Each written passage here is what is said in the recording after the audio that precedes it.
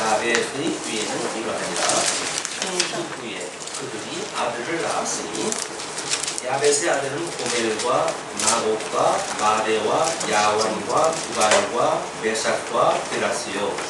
고멜의 아들은 아스나스와 리밧과 얼마요.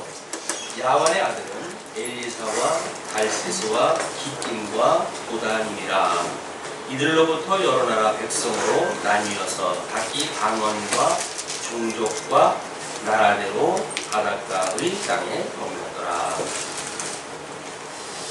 우리는 지금 인류에 대한 심판이라고 하는 큰 주제 아래서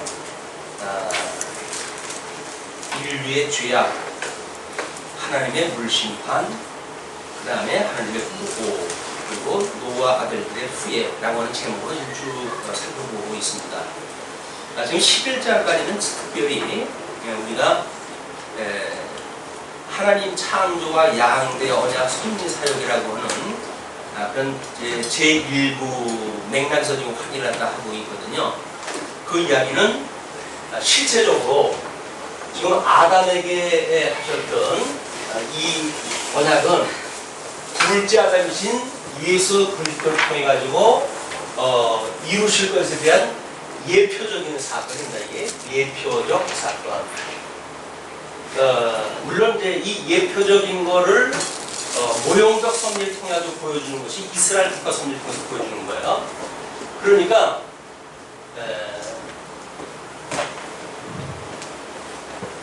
이 예표적이라고 하는 내용으로 보았을 적에 둘째 아담이신 예수 그리스도에 의해서 이루어질 실체적인 복과 나라에 대한 이런 내용이 소개가 되어져 있고, 그래서 이 아담에게 줬던 양대 언약, 이 복과 나라가 지금 하나님의 약속대로 되어진다고 하는 것을 예표적으로 보여주는 사건, 이 끝자락에 있는 것이 지금 노아의 물심판입니다. 그렇죠?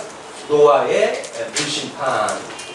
이거는 실체적으로 둘째 아담이신 예수님이 오셔가지고 종말적으로 있을 불심판에 대한 예표적인 사건이라고 우리가 이렇게 내다봤어요.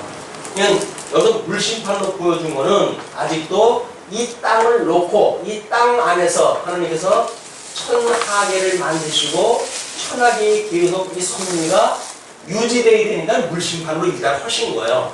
그러나 이제 불심판으로 할 적에는 더 이상 하나님께서 천하계에 이런 계시의 세계가 필요가 없기 때문에 다 정리를 다 해버리시는 겁니다. 이건 없어질 수밖에 없는 거예요. 그래서 뭐 여기서 무천년수를 주장하시는 분들이라든가 또는 뭐 지상 천국설을 이야기하시는 분들이라든가 이런 분들은 성경적인 구도를 오해하고 계시는 겁니다. 그래서 여호와의 증인 같은데 뭐 이렇게 보게 되면 천년 왕국에서 사는 사람처럼 예수 믿고 사는 사람 그런 걸 보여주고 이제 그렇게 하는데 그렇게 되어져 있지 않아요. 천하계는 어차피 계시세계이기 때문에 계시가 끝나게 되면 이제 다 거두어 가실 겁니다. 그래서 우리 천상계에 대한 것이 영원한 하나님 나라이기 때문에 그 영원한 하나님 나라에서 이루어진 것을 이 땅에서 이루어지기를 우리가 지금 기도하고 있는 거거든요. 그러면 이것이 시간세가 지나가게 되면 없어질 거라고 하는 것이 확신이 들어야 여기다가 우리가 어떤 닻을 내리고 살 생각을 안 하죠. 여기가 정말 영원히 있을 곳이라고 한다면 여기다 닻을 내리고 우리가 살아야 될 거 아니겠어요? 여기서 초가 상관, 초가 우리 주님한테 베드로가 이야기한 것처럼 여기다 초막 셋을 짓고 합시다 라고 이야기했던 것처럼 그런 것이 아닐까. 그러니까 하나님이 다 정리를 다 하시고 영원한 그 계시의 세계, 이 영원한 세계 속에서 실존의 세계에서 우리가 살게 됩니다. 이걸 보여주는 이기 때문에 지금 이 노아 아들들의 후예라고 하는 이 장면은 물심판이라고 하는 것이 일단 끝나기 때문에 어떻게 보게 되면 선민 국가를 이루어가시기 위한 이 배경이 되어지는 거거든요. 이것이 11장까지 아브라함이 시작되어지는 걸 모형적으로 보았지만 이제 이 10장에서부터 소개되어지는 이 내용들은 이 물심판이 끝나고의 그 내용들은 아브라함의 후손들을 통해 가지고 아브라함과 그를 에워싼 열국에 대한 구도, 또 예수님이 오셔가지고 이루실 전 우주적인 인종의 분포, 이런 것들을 준비하시는 그런 사역으로 이해가 보시면 될 것 같아요. 그래서 이제 여기에서 우리 요한복음에서는 예수님께서 태초에 말씀이 계시니라 이렇게 이야기를 하고 그 말씀이 하나님이라고 이야기를 하죠. 이 말씀을 우리는 그 그림을 주보의 그림을 보셔야 되면 말씀이라고 이렇게 소개가 되어 있어요. 이 말씀은 이제 그 헬라어로 로고스라고 하는 그런 그 이야기인데 이 로고스라고 하는 거는 헬라어의 철학적인 개념이에요. 이거를 성경 저자인 요한이 빌려다가 복음을 설명하는데 쓴 겁니다. 이 로고스라고 하는 거는 뭐 우리 헬라의 이원론처럼 어떤 실질적인 그런 그 이념의 세계, 관념의 세계, 이데아의 그런 그 세계가 있고 이것이 뭔가 현상 세계로 투영되어진다는 거 아니겠어요? 그래서 이런 예를 들 때 예를 들어서 우리가 동그라미라고 한다면 어떤 뭐 찌그러짐이 조금도 없는 원을 그리고 있지만 현상 세계에서 그린 것 치고는 정상적인 원이 있을 수가 없습니다. 왜냐면 이 분필로 이렇게 원을 그렸을 적에도 수 없는 뭐 이 각으로 만들어져 있고 찌그러져 있는 걸로 되어져 있기 때문에 우리가 이데아 관념의 세계에서 말하는 어떤 원형 이런 것이 여기에 있을 수 없다는 거예요. 그래서 이건 완전하고 이건 불완전하다 라고 하는 개념을 가지고 이 현상 세계를 설명하려고 하는 것이 헬레니즘의 아주 기본적인 그런 그 철학의 이념입니다. 이 철학에 대한 그 이야기들을 여기에서 말하고 있는 말씀 이거를 왜 요한은 썼는가? 이것이 이 사람들이 보는 이렇게 이원론적인 것이 아니라 이 말씀은 하나님의 기뻐하시는 뜻이에요. 이게 하나님의 뜻은 실현될 수밖에 없습니다. 뜻이기 때문에 하나님이 가지고 있는 뜻이기 때문에 천상 천하계를 만들어내실 때 그 뜻이 실현되어지잖아요. 그렇기 때문에 이거는 실현될 수밖에 없는 거예요. 이 실현되어지는 그거를 하나님께서 양대 언약을 하시고 이거를 성취해 가심으로 하나님께서 이 뜻을 이루시는 거예요. 이 드러나는 거예요. 하나님의 뜻이 이렇게 영원한 뜻으로 실현되어진다. 영원한 뜻이 실현되어진 것이 지금 우리 실체적으로 이제 아담에게 언약한 걸로 이루어지고 첫 번째는 하나님께서 창세기 1장 3절에 뭐라 그래요? 빛이 있으라. 천지를 지으셨는데 하나님께서 빛이 있으라 하면 빛이 있었고 그러잖아요. 그냥 하나님께서 하시는 천상계에 대한 개념은 그냥 하나님께서 있으라 뭐 이렇게 해가지고 뭔가 멋있는 우리 저희 읽는 성경으로 나오고 보면 하나님은 남자가 있더라고요. 하나님의 음성은 남자가 흉내를 내더라고요. 그런 개념이 아니에요. 여기서 이 말씀이라고 하는 그 이야기는 하나님의 뜻을 이야기하는 거고 하나님의 뜻이라고 하는 그 이야기는 영원하신 하나님이 계시는 한 영원하신 하나님께서 영원한 하나님 나라를 만드실 때 천상계를 만드실 때에 이게 실현되어지는 것을 말씀이라고 이야기를 하는 거예요. 말씀이 살았고 지금도 운동력이 있다라고 하는 그 이야기는 이렇게 하나님의 뜻으로 있는 거기 때문에 천상계에 실현되어진 것처럼 이 뜻이 하늘에서 이루어진 것처럼 계시되어지는 세계 속에서도 이 말씀이 여전히 역사할 수밖에 없는 거예요. 그래서 말씀이 육신이 되어 이 땅에 오셨다. 요한은 이렇게 이야기를 하거든요. 근데 이 개념을 우리가 제대로 알아야 하나님이 이렇게 말로 해가지고 우리한테 명령을 하시는 분이 아니라 하나님의 그런 그 뜻이 성령의 감동을 통해 가지고 우리들한테 감지가 되어지고 그래서 그 뜻을 실현해가는 하나님 안에 살아가는 성도들의 삶이 보여지는 거예요. 우리가 어떤 할아버지가 손자들한테 얘 이렇게 해라 내가 너를 사랑하니까 이렇게 말하는데 이렇게 너를 위한 거야 라고 하는 이런 동화의 수준으로 해가지고 이걸 생각하면 안 되죠. 말씀이라고 하는 것은 하나님의 뜻이고 그 뜻은 하나님의 뜻이기 때문에 실현되어지는 거예요. 그래서 우리가 말하는 어떤 오드라든지 이런 개념은 다른 겁니다. 그 말씀이. 그래서 이 하나님의 뜻 이것은 하나님의 말씀이기 때문에 그 말씀은 스스로 이 운동력이 있어가지고 언약을 하시게 되면 언약대로 이루어질 수밖에 없는 것이고 이 천상에서 이루신 것은 계시 1세기를 통해 가지고 또 보여줄 수밖에 없다. 그래서 우리 예수님이 육신이 되어서 이 땅에 오신 걸 통해 가지고 이건 틈이라고 하는 두 가지 측면을 이제 이해를 하는 거죠.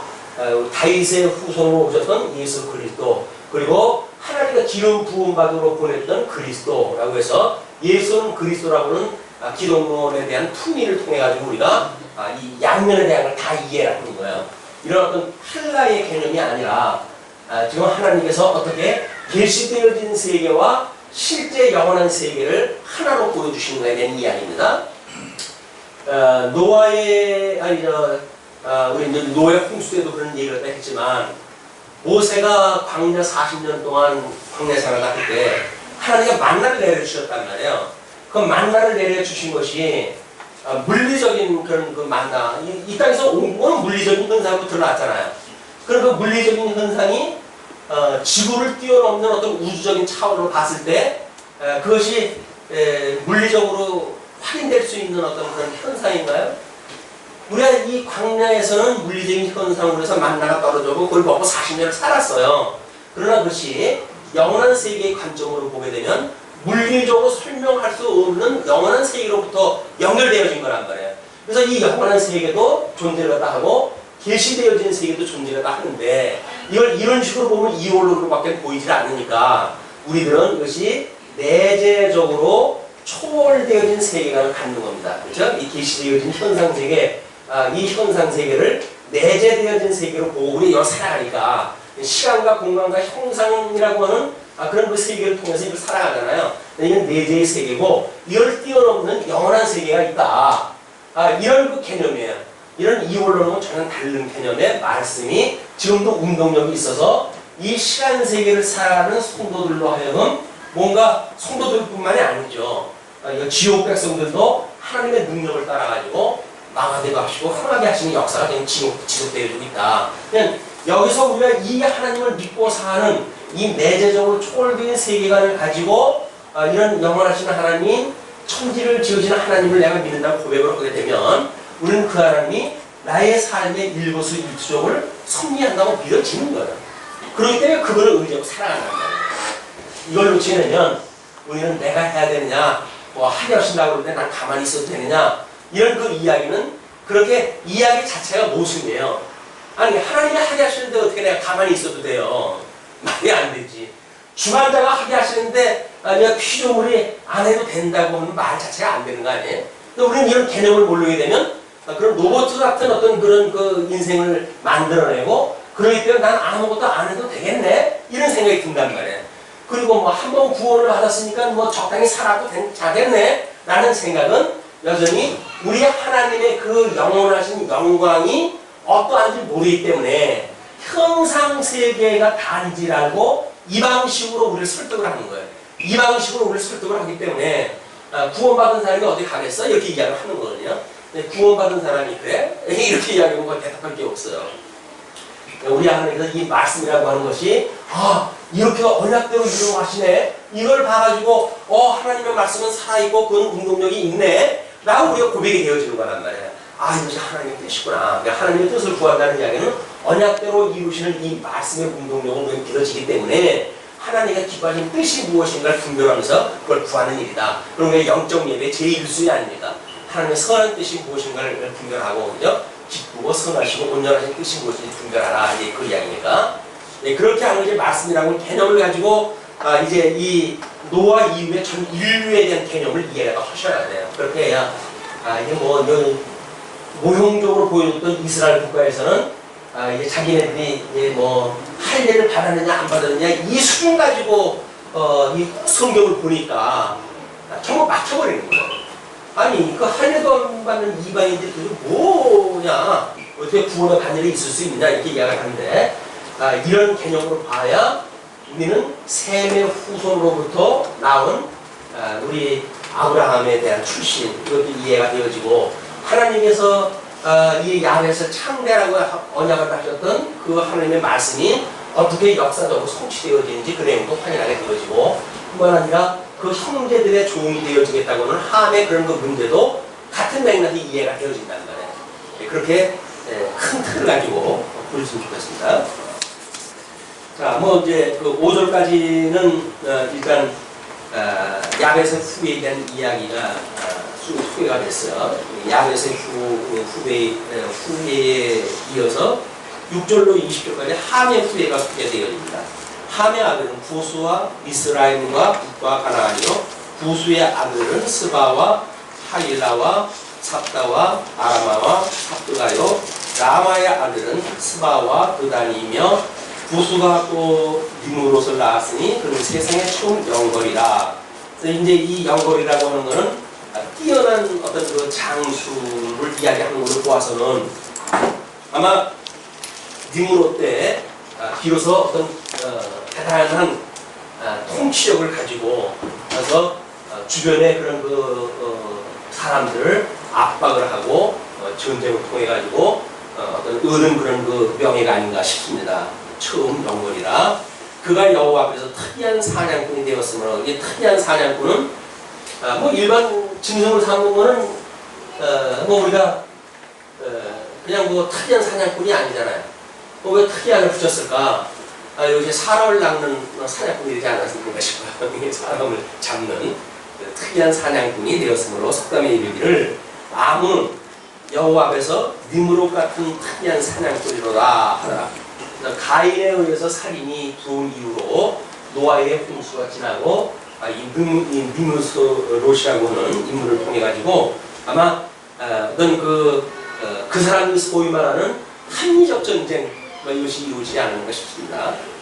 그의 나라는 신할 땅의 바벨과 그래서 지역이 나오잖아요. 그래서 이제 어떤 그런 시족 사회로부터 만들어지는 어떤 그런 나라의 개념이 점점 확장되어지는 이런 소개가 되어지는 것 같습니다. 그래서 이 시족 사회로부터 어떻게 나라가 만들어지는지 뭐 이거를 이제 우리 교과서에서는 나름대로 논리를 갖다 피고 있는데 성경에서 보여지는 거는 지금 누구의 자손은 누구요 이렇게 이야기를 하다가 누구의 아들은 누구요 라고는 이 시족에 대한 족보를 이야기하다가 거기에서 그들이 찾아오는 나라가 이 개념이 나와요. 그의 나라는 신할 땅의 바벨과 에렉과 악각과 갈레에서 시작되었으며 그가 그 땅에서 아수르로 나아가 니느웨와 르거보딜과 갈라와 및 니느웨와 갈라 사이에 레센을 건축하였으며 미스라임은 루딘과 아람인과 르하빔과 라푸임과 바두르신과 가스루인과 갑도림을 낳았더라. 블레셋이 여기서 나왔대요. 그러니까 이미 지금 가나지구 이 가나지구를 지금 그 전쟁이 일어났다 휴전이 되어졌잖아요. 그래서 거기 이제 그 블레셋 지역으로 지정이 되어진 건데 이 불행의 씨앗은 이미 아주 오래전부터 만들어진 불행의 씨앗이에요. 그 씨앗이 하나님께서 이제 섭리하시는 걸 보면 기가 막히고 코가 막힙니다. 그러면서 15절 가나안은 장자 시돈과 헷을 낳고 또 여부스 족속과 족속이 나오죠. 아모리 족속과 기르가스 족속과 히위 족속과 알가 족속과 신 족속과 아루와 족속과 스말 족속과 하만 족속의 조상을 낳았으니 이후로 가나안 자손의 족속이 흩어져 처하였더라. 그래서 이 시족이 뭐냐면 족속이라고 하는 좀 더 확대되어진 개념으로 해가지고 모이게 되는데 이것이 가나안 7족속을 여기서 살게 되어졌던 그런 설명이 지금 되어지는 겁니다. 그래서 그 가나안의 지경은 시돈에서부터 그라를 지나 가사까지 와요. 가사 나오죠. 가사까지 와 소돔과 고모라와 아드마와 스보임을 지나 나사까지였더라. 그러니까 지금 우리 이스라엘에 살았던 데를 이게 예수님이 돌아가시고 주 70년에 완전히 유대인들을 흩으면서 그들의 나라를 이제 흩어져버리고 말았잖아요. 그때서부터 거기를 차지하고 사는 것이 이때 이 주변에 있던 그런 그 나라들이에요. 족속으로 사는 사람들이 그걸 우리가 뭐 피에몬이 뭐 팔레스타인이 이렇게 이야기를 하죠. 그 지역을. 그런데 이 가나 지역이라고 하는 거는 지금 그때 이 블레셋 지역의 수도를 갖다 지칭했던 그거로부터 시작되어진 것이기 때문에 그걸 지금 가나 지역이라고 지금도 지칭을 하고 있고 그 전쟁은 지금도 유효하고 있다. 그 다음에 그 가나안의 지경은 시돈에서부터 그라를 지나 가사까지 와 소돔과 고모라와 아드마와 소보임을 지나 나사까지였더라. 아들은 함의 자손이라 각기 족속과 방언과 지방과 나라들로 이뤘더라.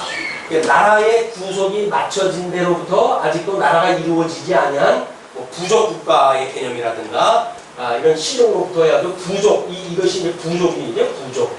시족에서부터 부족에서 이루어진 것이 부족 국가 뭐 이런 게 만들어져 가지고 현대 국가까지 이런 개념이 만들어지는데 이제 그런 개념으로 해야 나름대로 이제 뭐 정리를 하고 있어요. 부족끼리 이렇게 부족이라고 정하는 것은 땅은 있는데 뭐 통치방법이라든가 정치체제가 아직 들어서지 않는 개념 뭐 이런 걸로 해서 정리가 되어져 있으니까 그런 걸로 지금 우리가 여러 영역을 볼 수가 있는 겁니다. 21절로 32절까지 셈의 후예가 속되어 있습니다. 셈은 에베온 자손의 조상이요 야벳의 형이라 그에게도 자녀가 출생하였으니 셈의 아들은 엘람과 아수르와 아르박삭과 룻과 아람이요 아람의 아들은 우수와 풀과 게델과 나스며 아르박삭은 셀라를 낳고 셀라는 에벨을 낳았으며 에벨은 두 아들을 낳고 하나의 이름은 벨렉이라 하였으니 그때에 세상이 나뉘었습니다. 벨렉이라고 하는 것이 우리 그 주보의 그림에 보게 되면 그걸 BC 2247년으로 표기가 되어졌는데 그 벨렉이 이제 땅이 나뉘었다 이렇게 설명이 되어져 있어요.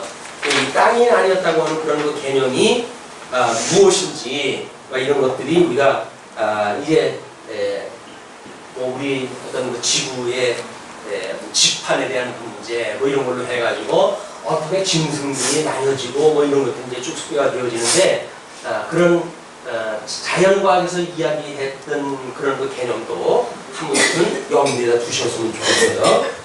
그래서 그때의 세상이 나뉘었으며 벨렉의 아우의 이름은 욕단이며 욕단은 알모닥과 셀렘과 하살마엣과 에라와 하도람과 우살과 디글라와 오발과 아비마엘과 스바와 오빌과 하일라와 요밥을 낳았으니 이들은 다 욕단의 아들이며 그들이 거하는 곳은 메사에서부터 스발로 가는 길의 동편산이었더라. 이들은 셈의 자손이라 그 족속과 방언과 지방과 나라대로 이었더라.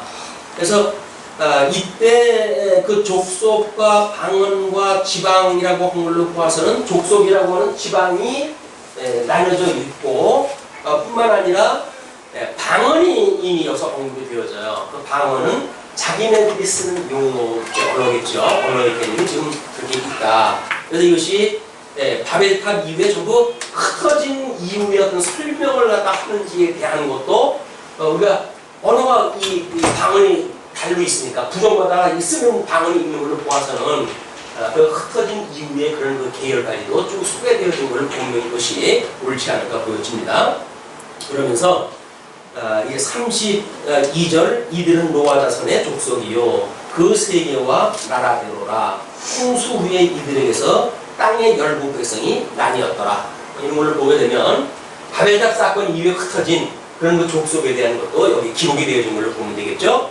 11장 1절로부터 9절까지 바벨의 경영을 흩으시는 내용이 소개가 되어집니다. 온 땅의 구음이 하나이요. 이건 이제 노아의 홍수 이후에는 하나일 수밖에 없겠죠. 왜? 노아라고 하는 시족으로부터 출발되어진 거니까 같은 언어로 이제 출발이 되어진 거예요.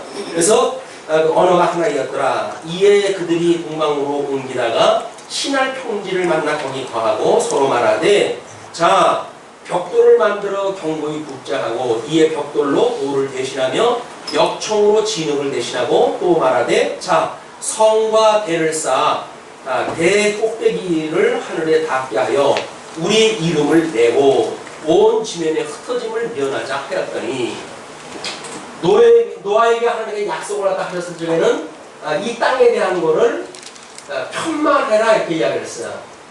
이 편만하는 이야기는 이렇게 넘치게 되어지라는 이야기 아니겠어요? 그런데 하나님께서 이렇게 약속한 것과 상관없이 부흥이 하나인 이 사람들이 가지고 있는 생각은 우리들이 흩어짐을 면하자 그 이야기예요. 그것이 인본주의라고 하는 이런 그 출발인 거예요. 우리 인간의 힘이면 안 될 게 없다. 성을 쌓고 하나님은 편만하라 했지만 우리는 흩어짐을 면하자 그 이야기거든요. 이렇게 해서 이제 인간의 그 악한 생각으로부터 하나님이 어떻게 섭리를 해가시는지가 내 소개가 되어지는 겁니다. 그러면서 그 5절에 여호와께서 인생들의 쌓는 성과 배를 보시려고 강림하셨더라. 뭐 하나님이 강림 안 하신다고 해도 안 보이겠어요? 그러나 이들로 하여금 핑계할 수 없는 이런 거를 하나님께서 눈앞에서 지금 시험을 하시고 지금 심판을 하시겠다는 이야기입니다. 그러니까 하나님 앞에 살아가는 어떤 그런 신념을 가지고 우리가 이러고 저러고 해야지, 뭐 하나님 보이지 않는데 뭐 대수냐 이렇게 이야기하는 건 아무 없어요. 여호와께서 가라사대 이 무리가 한 족속이요 언어도 하나님으로 이같이 시작하였으니 이 후로는 그 경영하는 일을 금지할 수 없으리로다. 자, 우리가 내려가서 거기서 그들의 언어를 혼잡게 하여 그들로 서로 알아듣지 못하게 하자 하시고, 여호와께서 거기서 그들을 온 지면에 흩으신 거로 그들이 성 쌓기를 끝했더라. 그래서 이들이 어떤 이거를 유지하려고 했던 바벨, 이 바벨의 전체적인 그 이야기는 바벨론의 결국은, 그렇죠? 이 바벨론이라고 하는 지역이 앞에 지역에서 소개가 되어졌지만 이것이 선민 국가를 대적하는 이게 제국입니다. 이 바벨론 제국.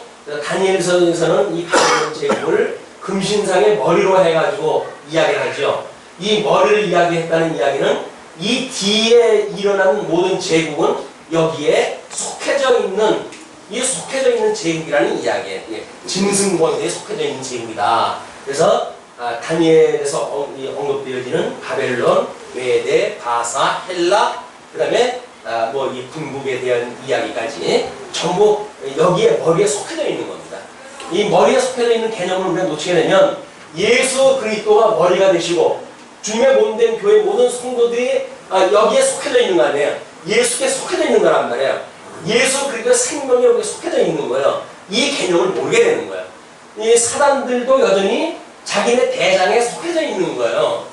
이게 독자적으로 해가지고 이거 예수 믿지 않는 사람들이 악을 행하고 그러는 게 아닙니다. 자기네들의 대장 머리에 속해져 있는 거예요. 이 마귀의 머리에. 옛뱀이요, 용이요, 사단이라고 이야기했던 아담을 미혹했던 그 사단에 속해져 있기 때문에 하나님의 기뻐하시는 뜻이 아니라 지네들이 좋아하는 뜻을 따라서 살아가게 되어진다. 그러니까 하나님의 뜻을 어기고 살아간다고 했을 때, 아유, 하나님이 이렇게 사는 걸 보고 하나님이 얼마나 서운할까, 이렇게 생각하는 건 오산이에요. 왜냐하면 우리가 지금 귀신에게 속했기 때문에 귀신 일을 갖다 하는 거 아닙니까? 그런데 귀신에 속했다고 하는 생각을 들게 되면 끔찍하게 우리가 생각이 들어야 되는데, 아이 뭐 세상 다 그럴 수 있는 거지 뭐, 이렇게 말한다는 이야기는 이 속했다라고 하는 이 개념을 우리가 잘 모르는 거예요. 근데 귀신에게 속했다고 하는 개념을 모르고 예수님에게 속했다고 하는 개념을 안다고 하는 건 거짓말 아니에요. 예수님에게 이 그리스도, 머리 대신 그리스도에 속했다라고 하는 개념이 뭔가 한몸 되어졌다는 겁니다. 연합되어졌다는 거란 말이에요. 그렇다고 한다면 귀신으로 우리가 짝지어서 살 수는 없는 건 아니겠어요. 하나님의 자녀인데. 이걸 우리가 이런 그 말씀을 이해하게 되면 하나님의 말씀을 잊어버리고 딴짓을 할 때마다 변화는 정신이 부쩍 들어야죠. 아유, 주님, 제가 또 딴 생각했네요. 하나님의 기뻐하시는 뜻이 무엇인가를 분별하고 영적 예배를 드려야 되는데 또 엉뚱한 짓을 갖다 했어요. 여기서 자꾸 흔들어대가지고 뭐 이걸 나를 따르면 돈을 준다고 그래가지고 제가 자꾸 예수님 믿음으로 해가지고 성령의 소욕은 예수님과 더불어 살아가지만 육신의 소욕은 끊임없이 미혹을 당하는 거야. 그럴 때마다 야, 우리 예수님이 아니면 내가 정말 이 영원한 지옥에서 살 수밖에 없는 인생인데 주님께서 여기서 나를 구원해 주셨구나 라는 그 구원의 감격을 다시 우리가 되찾는 거예요. 육신의 소욕이 좋다 나쁘다 이게 죄가 된다 안 된다 라고 하는 개념이 아니라 우리 주님이 아니면 영원토록 살 수밖에 없는 거 아닙니까? 근데 주님이 우리를 구원한다 하셨단 말이에요. 그래서 이 거지 발사계 같은 놈들로 우리가 살지 않니? 얼마나 다행입니까 주님? 라고 하는 감격이 떠올라야지. 죄가 안 되기 때문에 문제 없어 해가지고 자기 육신의 기회를 삼는다는 이야기는 말이 안 되는 거예요. 사도 바울처럼 그럴 수 없는 거예요. 왜 그런 일이 만들어집니까? 이건 이게 자기 육체의 그 어떤 기회로 삼는 거예요. 이건 뭐 구원받았는데 어때? 라고 하는 이야기인데 구원받았는데 라고 하는 그런 그 이야기는 말이 안 되는 거예요. 구원받았다고 한다면 그럴 수가 어떻게 있어요. 끊임없이 우리 시험에 들어가지 마시고 악에서 구해주세요 라고 하는 기도를 끊임없이 하는 우리들이 어떻게 육체의 소욕에 나는 구원받았으니까 인생 괜찮아 라고 하면서 여기서 이 쥐염냄을 먹고 살겠냐고요. 그래서 이걸 모르기 때문에 구원론의 오해가 만들어지는 겁니다. 자, 그러시면서 이제 7절에 자 우리가 내려가서 거기서 그들의 언어를 혼잡게 하여 그들로 서로 알아듣지 못하게 하자 하시고. 재미난 표현이죠. 4절에 보니까 그 사람들이 뭐라 그래? 그 3절 4절에 자 벽돌을 만들자. 4절에서는 자 성가대를 쌓다 그러잖아요. 근데 하나님께서도 자 우리가 너희들이 그렇게 이야기를 해? 이걸 바라는 것이 신권 주신 거예요. 하나님이 주도를 갖다 해가지고 일을 갖다 섭리하시는 일이다. 혼잡게 하여 그들로 서로 알아듣지 못하게 하자 하시고. 이것 때문에 지금 한국 외국어 학원이라고 하는 것이 존재 이유가 있는 겁니다. 이때 흩어지지 않았으면 다 같은 말 쓰는데 외국어 학원이 왜 필요했어요? 이 저주 때문에 외국어 학원이 필요하고, 하나님의 말씀이 흩어진 이유가 뭔지, 그래서 우리가 하나의 그런 신령한 말씀으로, 생명되는 말씀으로 살아야 되는 의미가 무엇인지 이걸 끊임없이 우리가 생각을 하는 거란 말이야. 우리 안 원사님은 충분히 그런 그 복음 정신을 가지고 운영을 하신다고 생각이 듭니다. 여호와께서 거기서 그들을 온 지면에 흩으신 거로 그들이 성 쌓기를 끝쳤더라. 그래서 성 쌓는 거 흩트는 방법 어떻게 보는데요? 네, 그러니까는 우리가 지금 이제 일본 같은 데서 핵시설로 인해 가지고 지금 바다의 어떤 생태계에 문제가 만들어지고 그러지 않았어요.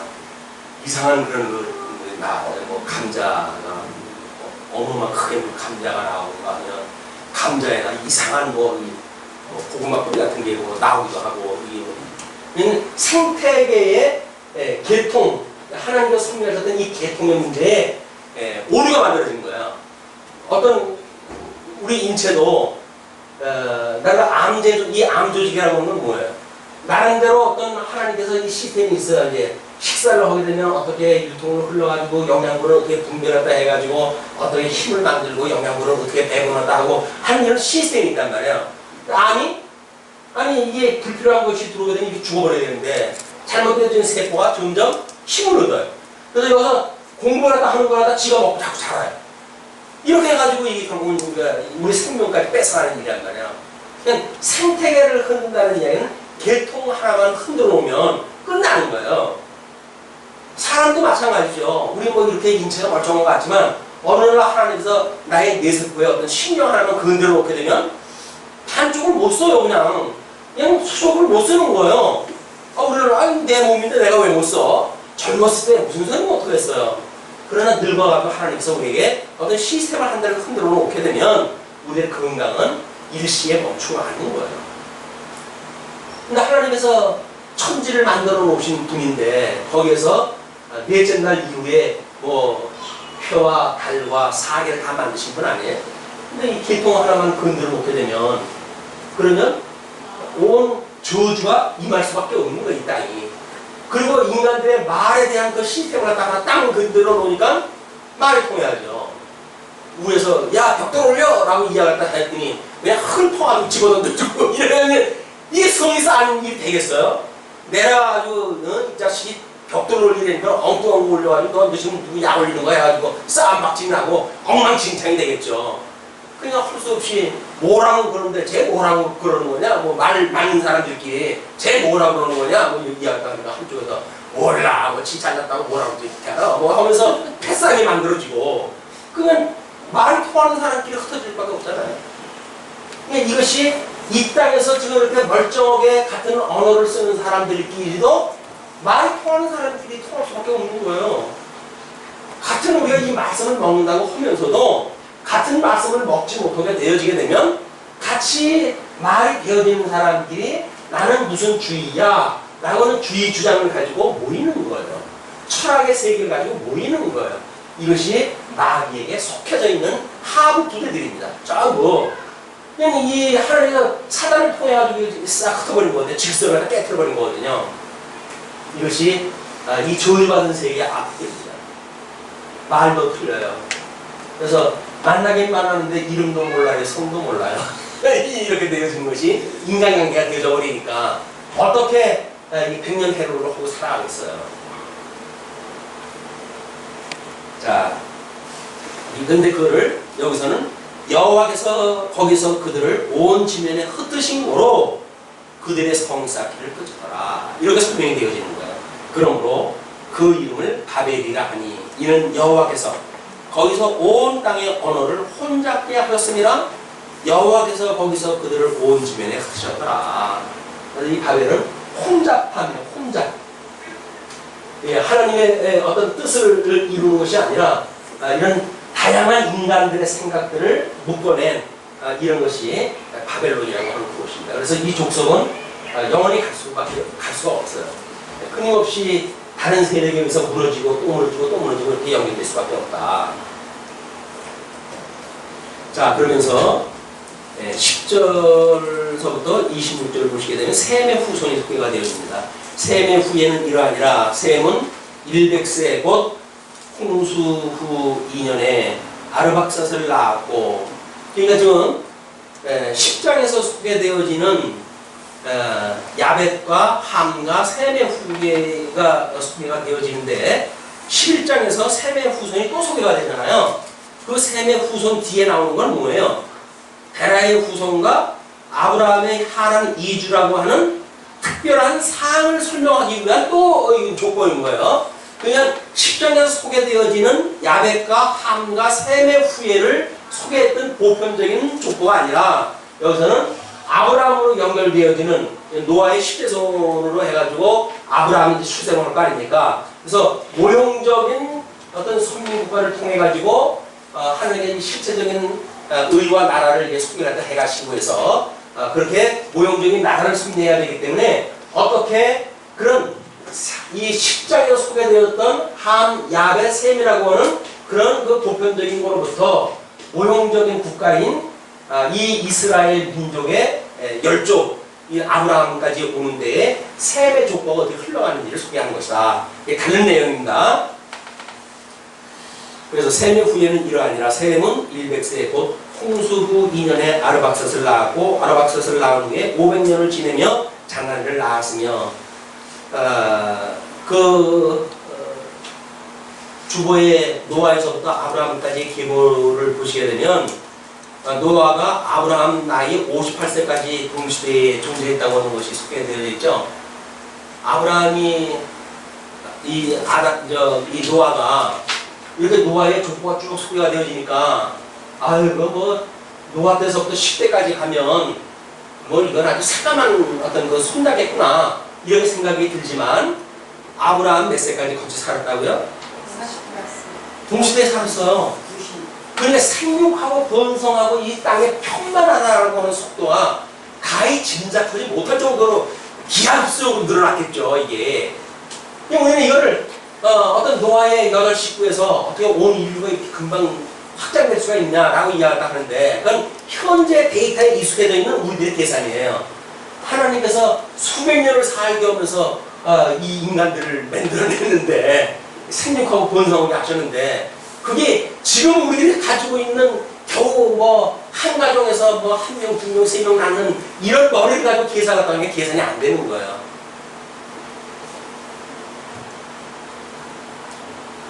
자, 그러면서 쭉 같은 얘기가 돼가지고 어디까지 이건지 모르겠지만 11절 아르박삿을 낳은 후에 500년을 지내며 자녀를 낳았으며 아르박삿은 35세에 셀라를 낳았고 셀라를 낳은 후에 403년을 지내며 자녀를 낳았으며 셀라는 30세에 에벨을 낳았고 에벨을 낳은 후에 403년을 지내며 자녀를 낳았으며 에벨은 34세에 벨렉을 낳았고 벨렉을 낳은 후에 430년을 지내며 자녀를 낳았으며 벨렉은 30세에 루를 낳았고 루를 낳은 후에 209년을 지내며 자녀를 낳았으며 루는 32세에 수룩을 낳았고 수룩을 낳은 후에 207년을 지내며 자녀를 낳았으며 수룩은 30세에 나흘을 낳았고 나흘을 낳은 후에 200년을 지내며 자녀를 낳았으며 점점 낳은 후에 수명이 짧아지기 시작합니다. 그 이야기는 이제 노아의 뭐 170년 살았던 이제 우리 아브라함까지 온다든가 뭐 그 이후에 그런 열조들의 어떤 수명시대까지 이를 때까지 어떻게 하나님께서 수완을 주려는가 인간이 편만하게 되어진 걸 다 이루신 이후에 오용적인 이스라엘 국가를 통해 가지고 하나님의 주셨던 양대 언약을 어떻게 이루어 가시는가를 보여주기 위해서는 이걸 탄창 속도를 이제 조정을 해야 돼요. 그래 이스라엘이라고는 어떤 한 민족을 가지고 설명할 수가 있잖아요. 이전에 그런 그 민족들은 너무 많아가지고 이걸 어떤 선민국가를 예를 들어 설명할 수가 없어요. 기하급수적으로 늘어나는 일이기 때문에 늘어나기 힘들 때에 아브라함이라고 했던 무자한 아브라함을 불러가지고 그걸 노년의 아들 하나를 얻게 해가지고 억지로 시를 갖다 본성을 겹친 뒤에 애국에다 집어넣고 200만이나 되는 엄청난 인류를 하는데 본성을 겹치는 역사가 이제 소개가 되어진 겁니다. 24절 라울은 29세에 데라를 낳았고 데라를 낳은 후에 119년을 지내며 장난들을 낳았으며 데라는 70세에 아브라함과 라울과 하란을 낳았더라. 26절까지 셈의 후손이 소개가 되어진 뒤에 27절로 30절까지 이제 소개되어진 것이 데라의 후손이에요. 지금 데라로부터 아브라함까지 이제 낳았더라 이렇게 이야기를 했으니까 데라의 후에는 데라가 70세에 아브라함과 나홀과 하란을 낳았으니까 데라를 다시 띄어내가지고 왜냐면 이게 기하급수적으로 이제 소개가 이렇게 되잖아요. 여기서 또 이렇게 번지고 또 번지고 이렇게 되어지게 되면 점점 나중에 가가지고 이 족보를 찾을 수가 없으니까 어느 일정한 때쯤 가게 되면 여기서 주인공을 다시 잡아가지고 여기서 다시 또 이렇게 늘어나게 또 만들고 이렇게 해야 되겠죠. 또 몇 때쯤 가게 되면 여기서 기준을 잡아가지고 또 이걸 이제 흩어지게 만들고 또 이렇게 해가지고 잡아 나가니까 데라까지 이 노아 때로부터 데라까지 소개가 되어지고 데라 때로부터 다시 이게 소개가 되어지는 거예요. 그런 걸로 이렇게 연주를 잡으시면 이해하기 쉬울 것 같습니다. 27절 데라의 후예는 이러하니라 데라는 아브라함과 나홀과 하란을 낳았고 하란은 롯을 낳았으며 하란은 그 아비 데라보다 먼저 본토 갈대아 우르에서 죽었더라. 이때도 이제 아버지 먼저 가는 그런 그 사람도 생기기 시작을 했어요. 아브라함과 나홀이 장가 들었으니 아브라함의 아내의 이름은 사레며 나홀의 아내의 이름은 밀간이 하란의 딸이요 하란은 밀가의 아비며 또 이스라의 아비더라. 사레는 잉태하지 못함으로 자식이 없었더라. 이런 걸 특별히 언급하는 그 이야기는 모형적인 이스라엘 그 선민국가 그걸 통해 가지고 하나님의 그 언약이 인간이 할 수 있는 대로도 시작되어지는 것이 아니라고 하는 걸 설명하기 위한 방법인 거예요. 그냥 무자한 자를 들어가지고 하나님의 언약을 성취해 가시는 일을 보여주시는 일입니다. 아주 역동적인 그런 그 일이죠, 현상이. 그러므로 31절 데라가 그 아들 아브람과 하란의 아들 그 손자 롯과 그 자부 아브라함의 아내 사레를 데리고 갈대아 우르에서 떠나 가나안 땅으로 가고자 하더니 하란에 이르러 거기 거하였으며 그래서 데라가 이제 이때는 갈대아 우르로부터 민족들이 흩어지는 그런 때에 어떤 그 시기적인 역사적인 배경이 있는 겁니다. 그래서 그들이 어떤 그런 다른 사람들하고 더불어 가지고 이동을 하는 민족적으로 이제 자기의 어떤 살 곳을 찾아가지고 이동하는 것들이 빈번한 때여지니까 그런 그 때였었는데 데라가 지금 그 자기의 아들 아브라함하고 하란의 아들 손자 롯하고 자부 또 아브라함의 아내 사레를 데리고 갈대아 우르에서 떠나가지고 가나안 땅으로 가려고 했어요. 그런데 하란에 이르러가지고 거기 거하였던 거예요. 그러니까 이 데라에게 하나님께서 어떤 언약을 했기 때문에 간 것이 아니에요. 데라는 그때 가나안 땅에 먹거리가 있고 거기 가면 그래도 이 식구들을 거스리고 살기가 좀 낫겠다라고 하는 생각을 인간적인 생각을 가지고 의향을 가지고 있었던 거예요. 그래서 그쪽으로 출발하다 했었는데 뜻하지 아니하게 하란이라고 하는 데 가서 거기에 머무르게 됐어요. 그 머무르게 됐을 때 31절로 32절까지 지금 아브라함의 하란 이주에 대한 것이 소개가 되잖아요. 그렇게 거하게 되어졌을 때 데라는 205세를 향수하고 하란에서 죽었어요. 근데 같이 가려고 했던 지금 이 데라라고 하는 머리가 가나안 땅으로 가려고 해가지고 자기 지금 그 아들, 조카, 손자 몇을 데리고 지금 가려고 이동하다 했던 거 아니겠어요? 그런데 하란이라고 하는데 가가지고 이 사람이 죽어버렸네? 그럼 이 지도자가 죽어버렸으니까 이 사람들은 뭐예요? 할 수가 없는 거예요. 그냥 거기에 머물러 있을 수밖에 없잖아요.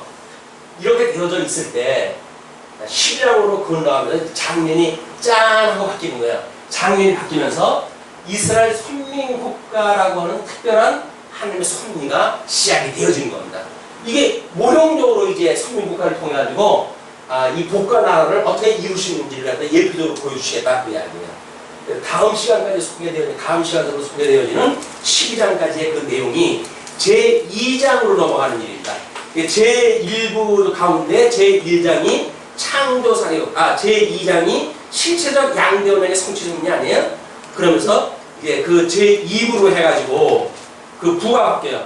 하나님의 창조와 양대 언약의 이런 그 예표적인 섭리사역이 아니라 모형 국가를 어떻게 섭리하시는가를 통해가지고 예표적으로 아담에게 하셨던 그 언약이 어떻게 이루어진지를 보여준다. 그러니까 노아의 언약을, 이 아담의 이 언약은 노아의 언약을 통해서도 확인되어지고 예표적으로 뿐만 아니라 아브라함을 통해가지고 모형 국가를 통해가지고 이걸 보여준다. 뿐만 아니라 이것은 오실 예수 그리스도에 대해서 예표적으로 보여주는 거기 때문에 노아의 언약이나 또는 아담의 언약이나 아브라함에게 주는 언약이나 똑같을 수밖에 없는 거예요. 원리적으로 다르지 않습니다. 다 똑같은 거예요. 그러니까 여기에서 이제 우리 하나님께서 여섯 동안 나라를 이 천지를 갖다 지으시고 7절까지 쉬시잖아요. 안식을 하시잖아요. 그 안식이 뭡니까? 하나님께서 만들어 놓으셨던 그 에덴이라고 하는 나라, 이 에덴이라고 하는 그 나라에서 하나님의 통치력 아래 모든 사람들이 살아가게 되어지는 것이 안식을 얻는 거예요. 이제 하나님의 우리가 속하게 되어지는 거예요. 그 나라에 속하게 되어지는 거예요. 그런데 아담이 불순종을 갖다 했기 때문에 여기서 속함을 받아가지고 안식을 누리고 살아가지 못하고 안식하시는 하나님과 달리 우리는 저주의 땅으로 내쫓기는 거예요. 또 우리는 안식을 놓쳐가지고 여기서 전쟁을 하고 이 전쟁하는 최소용에 줄이는 것이 부부싸움이라고 하는 걸로 최소화로 만들어가지고 오늘 이 대국의 전쟁을 예표로 얼마나 우리가 사악한지 얼마나 우리가 이기고자 하고 나의 이름을 높이고자 전쟁을 하는지. 그래서 뭐 한치건너 다른 사람 보여주면 딴소리 할까봐 짝 맞춰준 배우자끼리 서로 싸우게 만들어놨어요. 그래서 평생 원수를 지면서 그러면서 바깥으로는 사랑해 뭐 이렇게 사랑해 이렇게 하지만 속으로 해가지고 저 왼수 같은 인간 뭐 이렇게 하면서 평생 살아가는 거예요. 그러나 우리 예수님을 비로소 만났을 때 진리가 우리를 자유롭게 하고 그 자유롭게 했던 진리로 인해 가지고 평강을 누리고 평안을 누리게 되어지는 거예요. 그래서 이 진리를 안 그 유럽에서는 진리, 그 다음에 평화, 그 다음에 뭐야 또? 자유. 이걸 이야기해요. 진리를 알면 자유롭게 되고 자유를 아는 자들이 평화를 누릴 수가 있다. 진리, 자유, 평화가 인류가 지향하는 이상이 되어진 거예요. 우리는 복음을 깨닫게 되어지게 되면 예수 그리스도로 만나서 이 거짓말 부리는 사단으로부터 모든 걸 자유롭게 되어져요. 여기들이 우리를 아무리 미혹해도 야 내가 한두 번 속냐 안 속아 이렇게 하면 되는데 이건 100번에 100번 다 속으니까 우리는 너 그렇게 하면 너 죽어 너 혼나 이렇게 되면 그래? 이래야 그러면 또 미혹이 돼요. 그러니까 성경을 이제 통해가지고 그거 아니야 하나님은 절대 주권자고 하나님은 말이고 하나님이 전부 썩는 도구야 라고 이야기할 때 그렇죠 주님 이렇게 해가지고 담대한 마음을 가지고 나가요. 나가는데 집 밖에서 나와야 되면 또 흔들거든요. 내 말 들으면 앉아서 먹지 라고 이야기를 하게 되면 고래? 그래가지고 또 속아버리네. 그냥 이거가 끊임없이 우리가 여기서 이게 속았다는 거예요. 진리가 이렇게 우리를 자유롭게 했다고 하는 의미가 뭔지 이 사망의 권세가 우리를 미혹하는 그런 그 부자유스러운 이런 데에 우리가 끊임없이 속박당하고 이런 어떤 뭐 눈에 보이는 세계로부터 속박당하고 우리가 가지고 있는 오염되어져 있는 가치관 때문에 속박당하고 얼마나 많아요. 아니 하나님께서 여기 주신 것이 하나님의 뜻이에요. 하나님 감사합니다. 라고 우리 성경 통해 깨닫게 되어지는데 세상에 당장 가게 되면 아이고 지지리 공상 왜 공사하니? 이렇게 되어진단 말이에요. 아니 근데 왜 하나님의 뜻을 들을 때 감대했던 마음이 하나님 말씀을 잊어버리는 순간 지지리 공상이 돼버린단 말이에요 이게. 그러니까 하나님의 말씀을 가지고 일 때만 담대할 수가 있다. 그 말씀을 가지고 살아갈 이유가 있는 거예요. 세상이 우리한테 야 그러고 사는 혀를 깨물어 주겠다 이렇게 말하고 하게 되면 그 말을 갖다 향해가지고, 야, 장난치지 마라. 생명이 하나님 앞에 속해 있는데, 누가 마음대로 죽어, 임마. 이렇게 해가지고 사단을 갖다 우리가, 물러가라! 나사렛 예수 이름으로 명하는 물러가라! 이렇게 이야기를 해야 되는데, 기껏해가지고 우리는 어디다 써먹어요? 비용 들게 되면, 나사렛 예수 이름으로 명하는 물러가라! 해가지고 건강하겠다고 이야기를 하니까, 아니, 나사렛 예수가 뭔지도 모르고 그 이름으로 이렇게 이야기를 하니까 마귀가 야, 쟤 엉뚱한 소리 하는 거 말해가지고 또 말을 들고 키워가는 거예요, 이게. 나사렛 예수 이름으로 물러가라 그 이야기는 예수 그리스도로 말미암아 사망 권세로 철장 권세로 그 머리를 짓이겨가지고 너희들에게 이기는 사망 권세를 받는 권세를 줬어. 이 정갈과 뱀을 받는 권세를 줬어. 그러면 더 이상 미혹의 권세에 미혹당하지 마라. 우리 예수님이 우리한테 힘을 줬는데 그걸 잊어버리고 겨우 세상에서 너 병들고 힘들고 아프지? 그럴 때 나사렛 이름으로 명하노니 물러가라 라고 해서 건강한 몸으로 살아가는 게 좋은 거야 라고 생각이 되니까 그리스도가 우리가 예수님 믿는 거예요. 그게 예수 믿는 겁니까? 마귀를 믿는 거죠. 예, 우리가 미혹하는 건 마귀의 소품. 우리가 이걸 미혹을 당하면 안 되는 거예요. 근데 안 되는 줄 알면서도 왜 그랬을까요? 이 성령 충만함이 없으니까 그런 거죠. 말씀 충만이 없으니까 그런 거죠. 말씀을 깨닫는 게 필요하다. 말씀을 깨닫고도 복잡한 세상 가면 이거 지키기가 어렵습니다. 목사들은 그래도 쉬워요, 이거 지키기가. 왜? 아니, 집안 빈 구석에 혼자 있는데 무슨 시험 들 게 있어야지. 대교든 사람이 있어야 무슨 시험 들 거 아니겠어요? 교회당에 혼자 앉아가지고 불방석으로 혼자 있고 그러니까. 오히려 목사는 쉬워요, 그냥. 때마다 성경 읽고 그러니까.